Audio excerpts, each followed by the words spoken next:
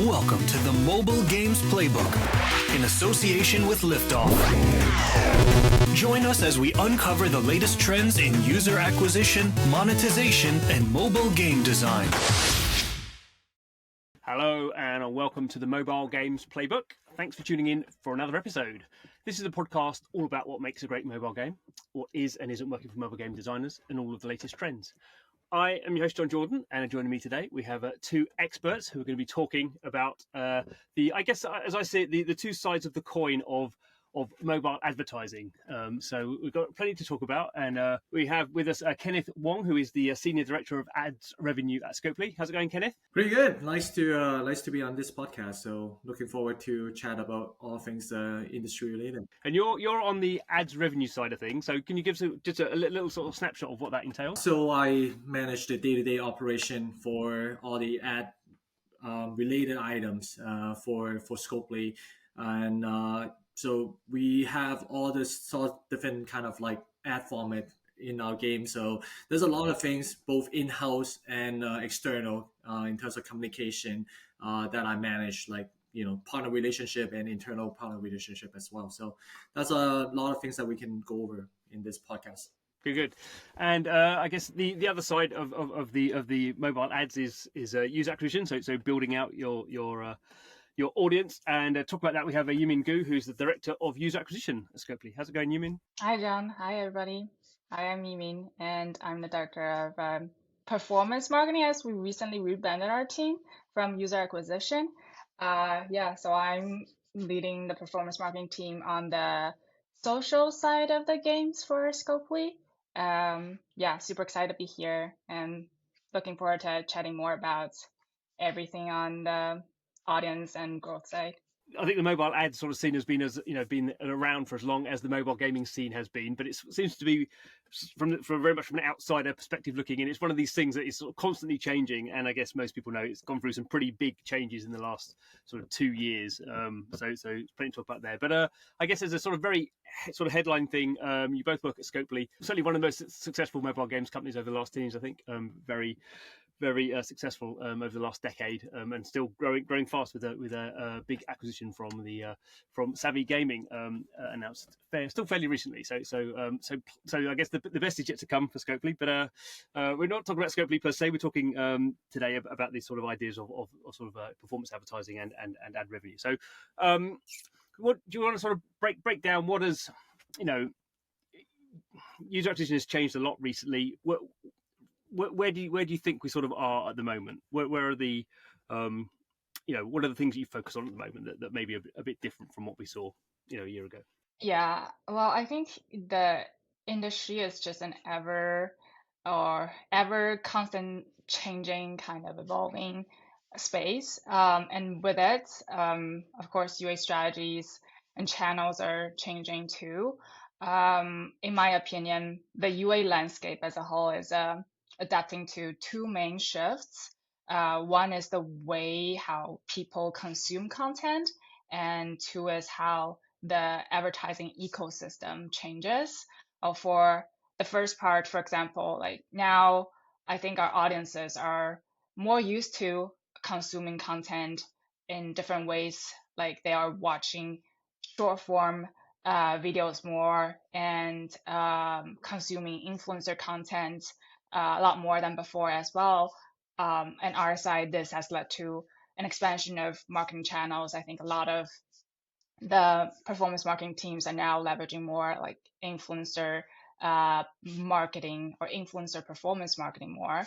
And another example, the way that people watch TV is also different now than before, right? Like I think we used to be more watching linear TV, and now connected TV has become more predominant, especially with the younger demographics.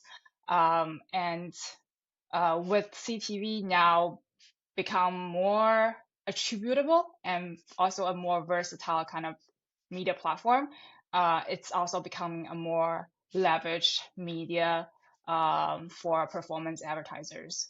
So yeah, like I think more teams are just leveraging these kind of emerging techniques like influencer marketing, like connected TV, and also with all that, I think it requires tighter integration with internal brand teams, communications, to reach broader audience for sure.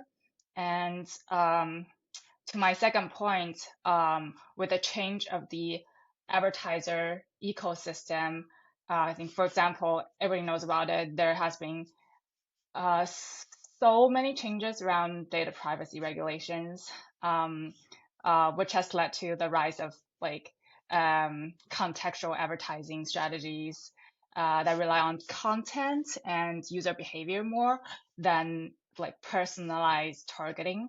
So of course, more publishers, exchanges are also trying to use like AI and machine learning algorithm more to optimize segmentation, predictive modeling, and campaign optimizations.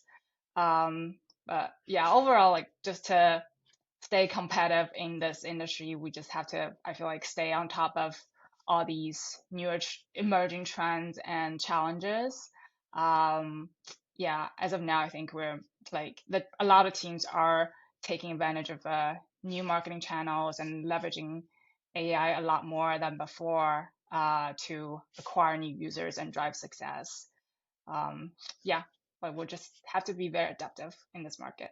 The way I see things, things were never sort of simple, but definitely before sort of all the sort of tracking stuff went, there was a sort of a general sort of playbook everyone sort of played against. I mean, whereas now you have, not only does that not work anymore, you have all these sort of ever increasing amount of sort of channels. And I guess the other thing is for you guys who have quite a wide range of sort of genres that you're trying to generate, audiences for, then the thing that works for game A is probably, unless it's in exactly the same genre, it's not going to work for game B. So you have this sort of, sort of multi sort of directional sort of situations where everything's changing, and I guess that's why stuff like AI and machine learning sort of comes into play, because there's no way that sort of human beings could use that, could deal with those amount of variance in a logical way. Yeah, for sure. I think because we like Scopely is structured, different cluster of games is supported by different kind of UA team. And of course, we communicate so often to keep each other posted on the recent changes we're seeing. But again, to your point, John, it's impossible to share everything on a like timely basis, and to adopt learnings from one to another very, very frequently. So for sure, leveraging AI is one of the solutions that we are adopting more than ever. Yeah, I think it's probably just an inevitable trend and more efficient solution than ever. But I guess it's sort of interesting because the basic thing you're trying to do is you're trying to, get people to download your games. I mean, that's sort of the very high, highlight thing. And I guess the highlight thing you're trying to get the people who are going to play your games a lot and spend money in those games. I mean, that's the sort of the headline thing you're trying to do. That's what UA is sort of about, isn't it? Sort of, it's that sort of what you now call it performance marketing, I suppose, because it's the performance of you're spending money on this end, and at the end of the flow, you want to have more money, being generated. That's sort of basic business 101. So with that sort of thing, how does that sort of play across sort of Scopely with all its games? As you say, that there's sort of different teams running different things. Are there sort of learnings that you can do sort of across the whole sort of portfolio, or does it break down very much into sort of atomic sort of learnings that this worked really well for this sort of channel for these months, and then you sort of throw it away and sort of start again? So you're sort of not too worried about sort of having sort of some sort of logical system of how it works. You're just sort of looking at it and it worked. Does that sort of make sense as a question? I sort of, because I guess that sort of plays into AI. I don't know if this is the state you have at the moment, but you could imagine that an AI or a machine learning where just the result is you put money in and you get more money out, and you don't really care what happens.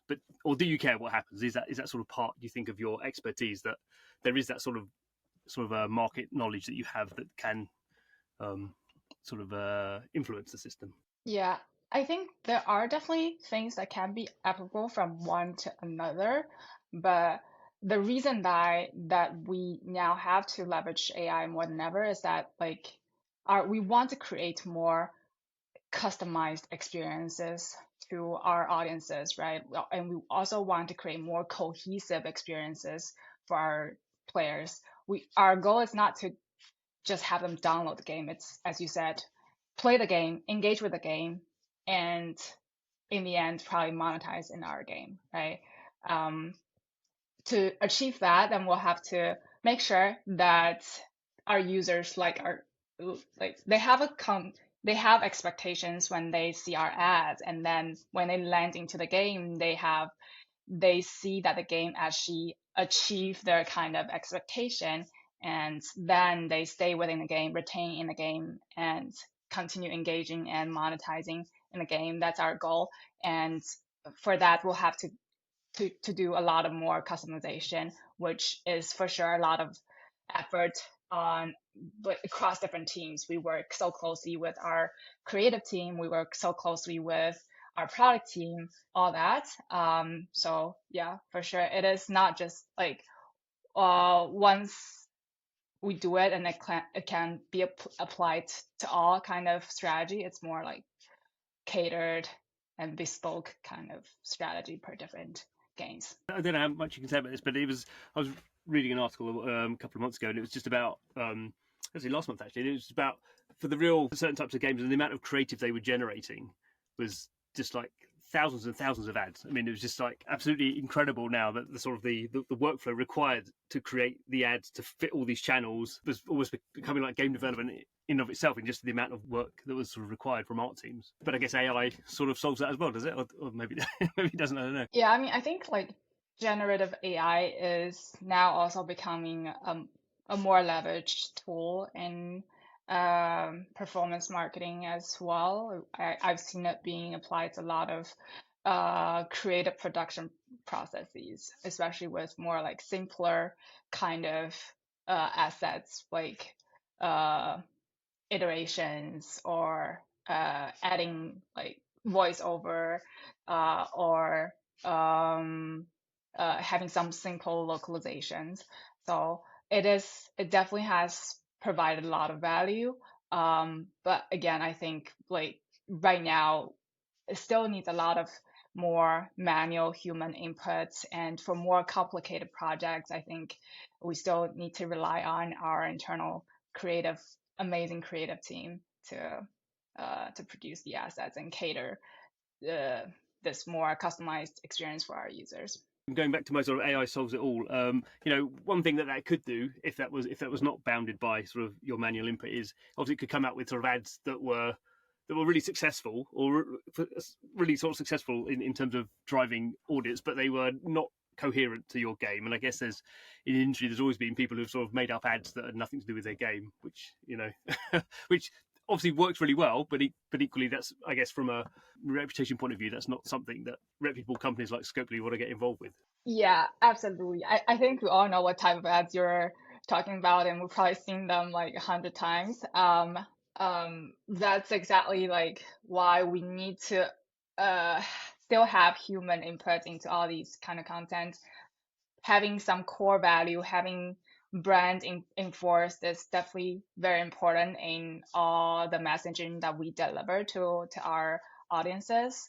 So for sure, like as a UA team, we work so closely with our brand team for a lot of the assets approval as well, to make sure that we are following our brand guidelines to deliver the core values to our audiences. One sort of final thing on this point, you mentioned influencers a few times, and I guess influencers, I don't know, 5 or 6 years ago when they were first started coming in were sort of quite hot, and we saw quite a lot of activity around that, but it seemed like in a lot of cases it was not necessarily very sustainable, or it was sort of quite hard to fit into the performance marketing sort of flow back then, at least when I was sort of covering it. You'd sort of pay tens of thousands of dollars to someone to do a video about it, and then next week they do a video about something else, and so it's sort of quite hard to certainly be attributable. Have you found that sort of ecosystem is now more mature, and you can sort of drive sustainable sort of audience through there. And we always kind of hear about these massive influencers and on these sort of channels getting as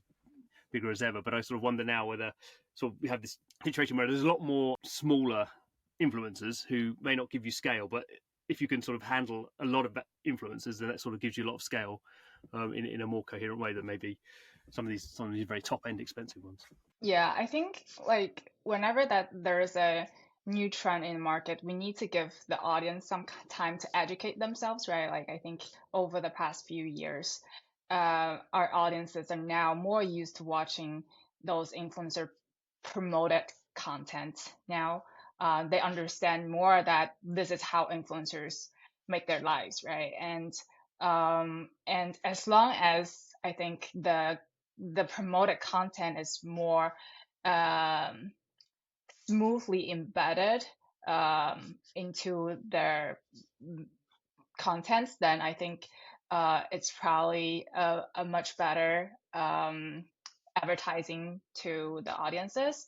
And for in terms of attributing performance, right? Like I think there are still two different types of influencer campaigns that we run. One is what you just mentioned. Okay, yeah, we pay them per different. Like, the pricing model is more on cost per content, right? And they are not really comply with like how much impressions they need to deliver, how many clicks they need to drive, how many installs they need to drive.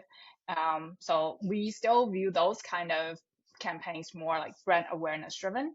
But there are also like I think a lot of the industry professionals from the performance marketing side are now joining a lot of those influencer agencies, and also like not only influencer agencies, but there are also teams from like bigger companies that are now sectioned out to dedicate it to performance marketing. And these kind of campaigns that they offer are more attributable and more performance driven. And with those, definitely it is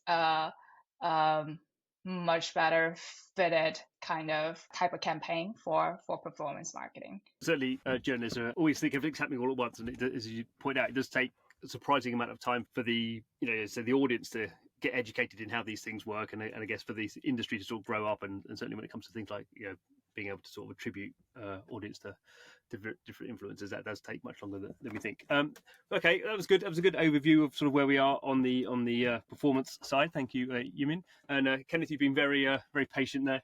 Oh no, I'm learning so much from Yimin. So you're sort of the other side of the coin. I have to admit that's sort of an area that I sort of know less about, and I think it's maybe an area that's maybe has not been changing as dynamically, but what do I know about it? What's been going on when it comes to sort of driving revenue? Yeah, so like you already said, right, it's the flip side of the coin. So whatever Yiming is faced with in terms of challenge, we are also facing the same thing.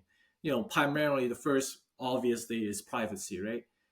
Privacy, a lot like right now with Apple, with the IDFA, we're talking about industry average is around 25% ish in terms of people out of LAT.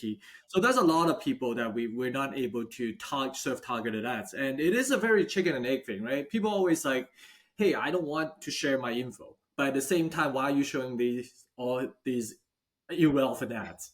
And I was like, well, you can't have it both sides, right? So for us, it's very difficult because they are complaining about relevant user like experience, about we're not serving the right ads, but they're not willing to pass the consent to us to serve them targeted ads. So I think that's one key thing. So that hurts performance. Bidding, as we change into a model of bidding tech right now, most of the networks and partners we're working with is heading that way. It's really changed a lot of our operation I guess advantages of having any kind of big team where we have the resource to dig into the data and optimize, and that really changes the landscape of where ad monetization is. And then the other thing is about consolidation, right? Like in the last few years, there's so many consolidation, so many M&A. Essentially what it does is if you think about the people in the auction house, right? You have less and less players. So you have less and less player who are willing to, bit higher and higher to get the maximum performance and revenue for my side, right? So I think that's another challenge. And last but not least, and kind of Yimin talked about it, is the shift in performance marketing budget. So a lot more money has gone to influencer, CTV. Those will not get back to our pocket, like the publisher side pocket, right? So that is also means that the pie might be, if it's not growing, it's standing still.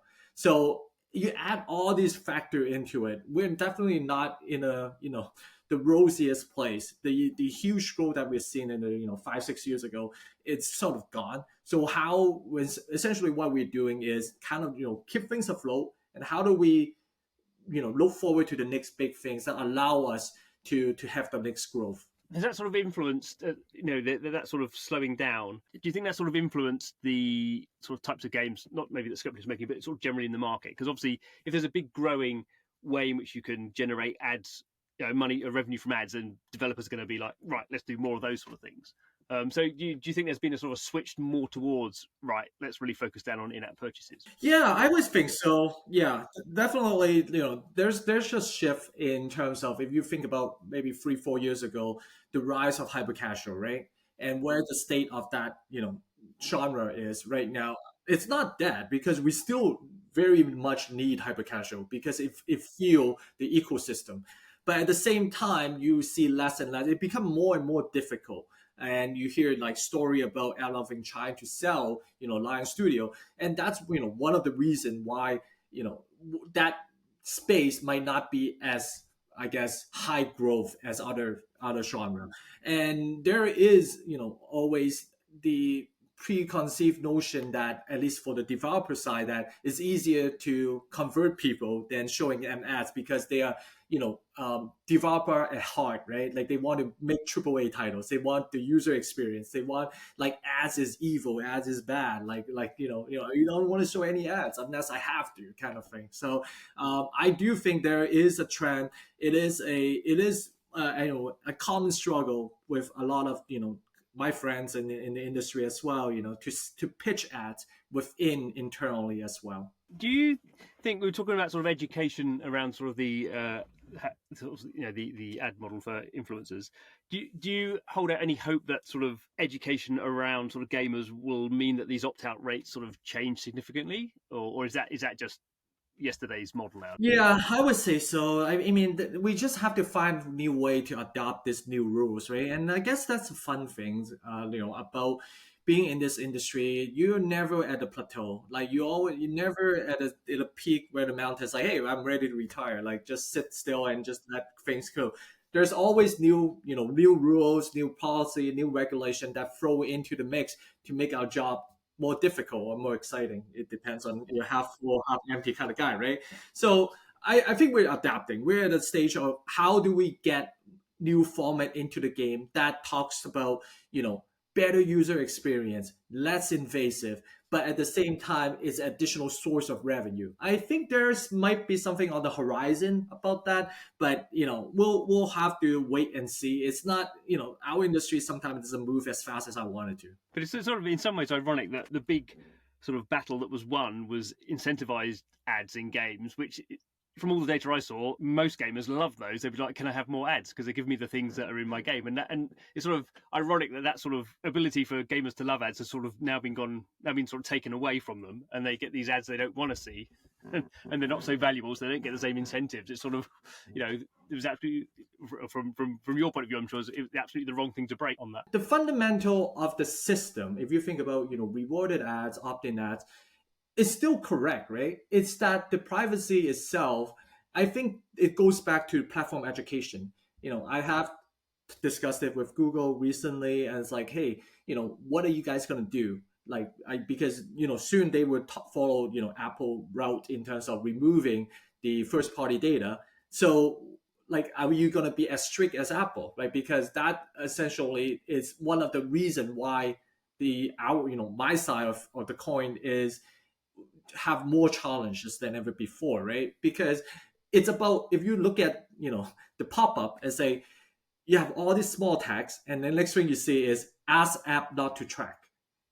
Anyone who not in our industry will click that button. because it's so obvious that you should not, you don't, and they're not being specified what they're tracking, right? Not at least in a bold statement of, hey, we don't care about, who you are and where you live. We don't know those things. We don't know your banking information. We just want to serve more, reasonable related ads to you. And that's the experience that everyone wants. And I think that's where, it has to come from at the top. If you like at the very top in terms of platform, right? If the platform do a good job in natural education, everyone within the ecosystem will benefit from it. So, but of course, that's bigger, easier said than done, because they have $1 billion industry that, well, billion business they need to run on, right? So, yeah, we'll see what happens. But I don't think it's the format itself, but more about the user education. As we come to the end, I guess I'll ask both of you, what do you think in the next sort of year or so? Do you think there's going to be any sort of sudden sort of changes? Is there going to be any sort of step function going on there with something like AI coming in, or, as much as anyone can sort of see the future? How do you see that one playing out? Yeah, I guess we've already touched a little bit on these, right? Like the use of AI is definitely going to be more and more prevailing. We already are seeing it being used in creating advertising assets, and probably it's also being used in like game art creation as well, right? And I think as more companies are going multi-platform, there's probably a growing effort to create unified user profile across different devices and platforms, while we still respect user privacy and everything. And I think AI is also probably going to be leveraged a lot in this whole process as well. So yeah, like the technologies become more sophisticated, and it can already better deliver more relevant content and ads. But I think in the future it's going to get probably a little more advanced.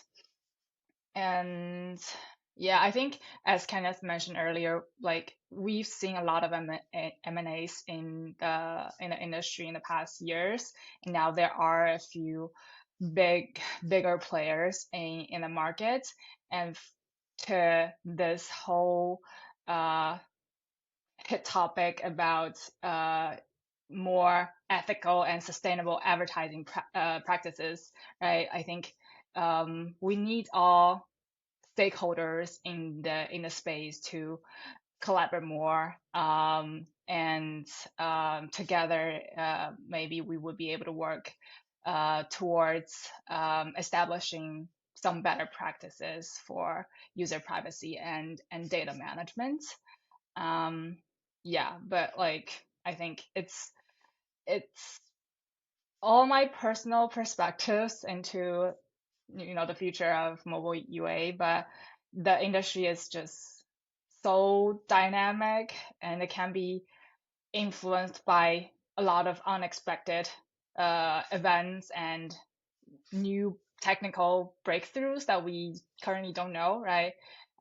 So yeah, we'll just have to stay adaptable and remain informed of the latest. And I think there maybe is a sort of a long-term trend towards people owning their own data, and that sort of creates some interesting models about they're allowing you to track them and giving you their data for maybe in-game assets or something like that, and that sort of maybe solves the sort of the interruption we've had at the moment with platforms sort of breaking what was quite a good model.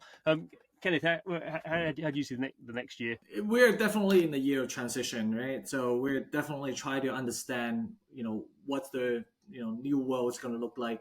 I do believe that one of the ad format I'm very interested in is the in-game advertising. You see it a lot in terms of Netflix, right? Product placement is a key to Netflix success. So being in the amount of time people are spending in games, I'm still surprised at like how it does not be more I guess impactful in terms of mobile advertising in games. So the good news is that there are more companies doing it now. I think it's going to be on the rise, and I think that's one of the probably better user experience in terms of advertising, that hey, you get the brand in there, but then you're still playing the game. You're not exiting out. If anything, the user experience probably the best, right? In regards to like everything else about AI and privacy, and I agree, unified ID will be something very interesting. I hear some big platform is thinking about in-game survey, about things like what they can do in order to collect first-party data, and I think that's the key, right? Collect as many first data as possible in the way that they play. How do we create a dynamic experience because of that? I think that's another key point. In terms of AI and ML, I think the machine learning part is more related to the UA side. But on AI for us, it's definitely we are already kind of using automated tools to help become like more efficient in terms of a lot of the operational tasks. We automate it so that we save time and use those time to do more like out on other things that might be helping the business, right? In terms of thinking about A/B testing, thinking about segmentation. Those are the things that is top of mind for us. In the medium term, you sort of hopefully get some sort of optimization boosts from just this new technology. The AI stuff clearly is going to be important, but maybe in the long term as well, we hope that there's going to be some more sort of structural changes. As everyone's a gamer now, when people sort of realize, oh, I'm giving my data to Facebook, and not only am I not getting anything from it, I'm getting the ads. That data's been given out to people I don't want to have that data. Then that's clearly one thing. But if it's like I'm playing in a game that I love, and it's not really my personal data, it's my gaming data, and if I'm getting more stuff in the game that I love from doing that, then I think that's a very different sort of dynamic. So maybe hopefully in the long term, games sort of become more valuable for advertisers because it's not your real world data in the same way it is. Exactly. It's a virtual world of data for sure. There we go. That's the hopeful future. Well, thank you very much to Kenneth and Yimin for their expertise and helping us try and unpick some of these sort of interesting dynamics that are going on in the space. Thanks for your time. Well, thanks for having us. Thank you for hosting us, John. And thanks to you for watching, listening to the podcast. Hope you are consuming it. Every episode, we are talking to people who are deep into the mobile games industry, the largest single part of the games industry, and one that is reaching billions and billions of people, and really fascinating in terms of all the dynamism that's going on. So please subscribe to the podcast, and see you next time. See you then. Bye-bye.